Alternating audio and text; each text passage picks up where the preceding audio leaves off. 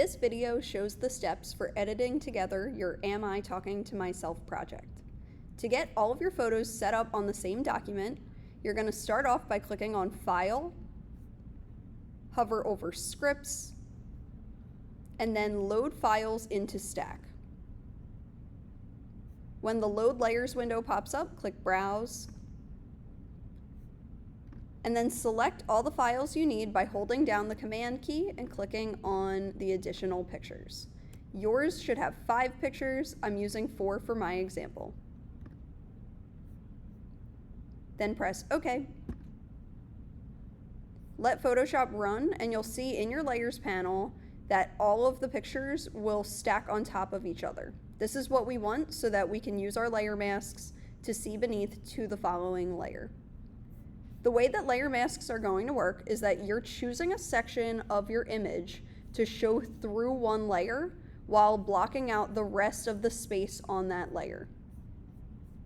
To do this, it will look like we're erasing her, but we're going to use our brush the whole time.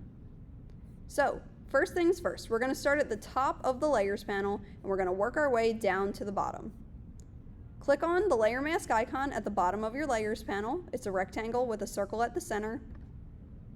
And when you do this, you'll notice a blank white thumbnail pops up in your Layers panel, and it will be clipped to another image. In your toolbar, select your brush tool, and at the bottom of your toolbar, set your foreground fill, that's the top square, to black, and the lower square to white.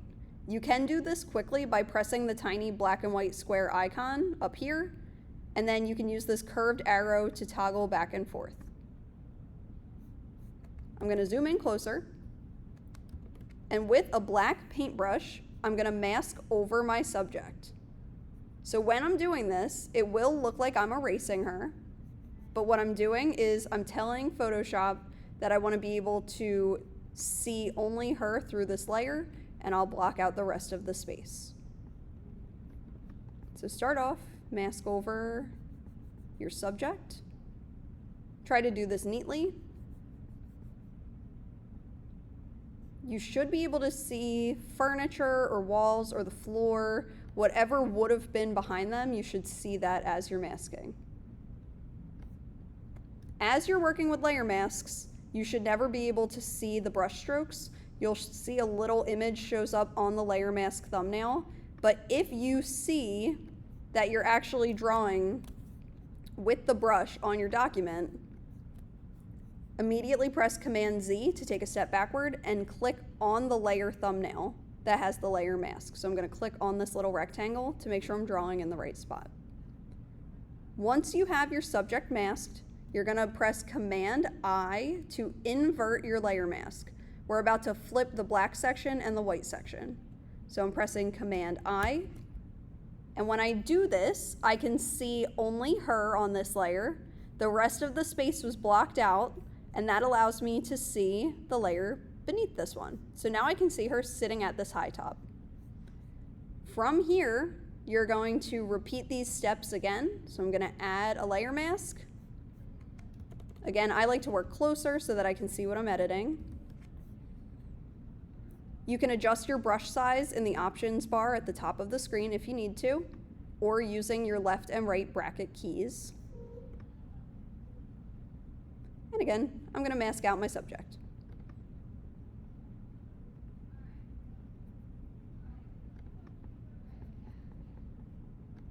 The beauty of using a layer mask over an eraser is that it does not permanently delete anything from your workspace.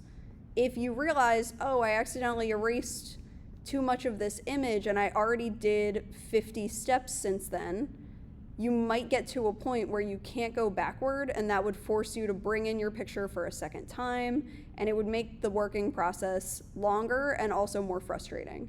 With a layer mask, if you accidentally mask anything that you did want to see, you can easily toggle your colors between black and white, and depending on how you have your mask set up, one color will reveal more of the picture, and one will conceal more of the picture. All right, with picture number 2 masked, again on my keyboard, I'm going to press Command I, and now I can see pictures on the 3rd layer. I can see her napping on this bench. And you're gonna keep repeating these steps. In the background here, I'm noticing that around the previous subject that I masked, there's a little bit of duplication happening. This doesn't look so good. So what you can do if you notice, oh, I can see too much, or the bricks in the wall aren't lining up, or anything of that sort, you can go back to the mask that you were working on. I'm gonna make my brush smaller this time. And I'm gonna use black to mask over any space that's a little further away from where my subject is sitting. And by doing this, it helps to make the environment that they're sitting in look more realistic, and it makes it look like they really could have been there all at once. Even here you can see the color of the wall doesn't quite match, the lighting is slightly different. So after you do the initial masking, I want you to go back in and make sure that all of the lines in the architecture are in agreement and there's no glaring editing issues. And that's about it. As you're working, if you notice that your brush is too small or too large, again, you can adjust it up here in the options bar. Also, in this options bar for the brush, there are opacity settings. If you notice that your opacity is low and your person is looking see-through like a ghost, push it all the way back up to 100. And that's how you do the Am I Talking to Myself exercise.